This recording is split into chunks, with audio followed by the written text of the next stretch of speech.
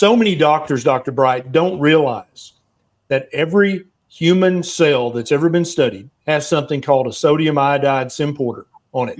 And it's not just about thyroid. It's not just about mammary glands. It's not just about salivary glands. Every human cell that's ever been studied needs iodine. How much do you recommend that the average woman in her 30s, 40s, 50s, 60s, how much iodine does she need to try to get a day? Honestly, I would say 4 drops of 5%, because we also know that iodine depletes in a state of stress. So I can't think of any woman today in the modern world who doesn't have more stress than she can handle.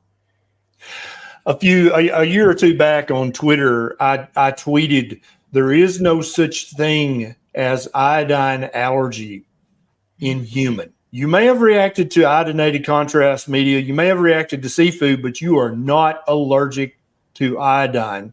And you should have seen the MDs and PhDs and registered dietitians. Is there such a thing as a true iodine allergy in a human being?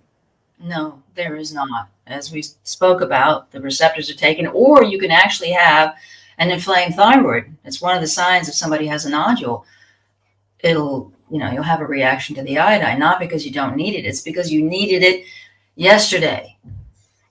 Yep. There's a very prominent thyroid health guru. She's written a couple of books, and she's right about a lot of stuff. But one of the things she says that I take huge exception to is that people who've been diagnosed with Hashimotos should never supplement iodine. Do you agree with that? No, I do not. I do not. Tell us why. Tell us why. Even someone with Hashimoto's needs iodine. Because the thyroid is inflamed. Your immune system needs iodine. Like, as you said, every cell needs iodine. Your immune system has gone rogue in a exaggerated stress response. So it's making antibodies to attack your tissues.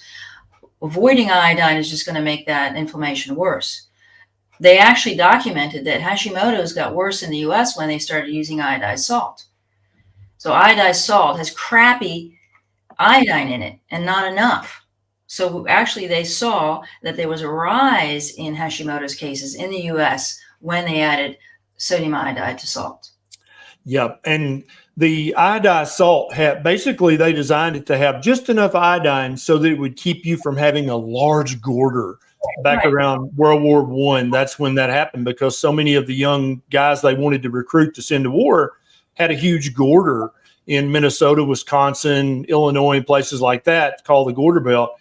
So they didn't put enough iodine in the salt to give you enough. They just put in enough so you didn't have a big goiter. And the carnivore mommy, one of our tribe members, she said that Dr. Berry's even increased his intake. I have. And I've had Dr. Brownstein on the channel, interviewed him. You're well aware of his work. And I read that 15 years ago, and I'm like, yeah, iodine's a big deal. But I was still, from my allopathic training, very gingerly like, yeah, let's do 1 or 2 drops of 2% a day. I don't know if that, I don't want you to take too much. But as years went by, I keep increasing the amount that I recommend for people. And you just saw one of our tribe members taking 10 drops of 2% a day, which would be about 4 or 5 drops of 5%. And I keep increasing my recommendation, and I keep having tribe members who are like, I'm doing 5 drops of 5% a day, and I feel amazing. Is that safe? And I'm like, yeah, it's fine. Keep doing it. It's fine. What do you think about the, let's call them mega doses that Dr. Brownstein would recommend of 25 milligrams or 50 milligrams a day? Do you have a problem with that recommendation, or do you think in some cases that's warranted? Well, I don't, because I have books from the 40s and 30s that have indicated, that's when, which tissue takes how many milligrams of iodine. We do know that iodine is a water-soluble mineral, and any excess comes out in your urine. I think that if you don't need it, you'll pee it out. So yeah, I don't have a problem with that.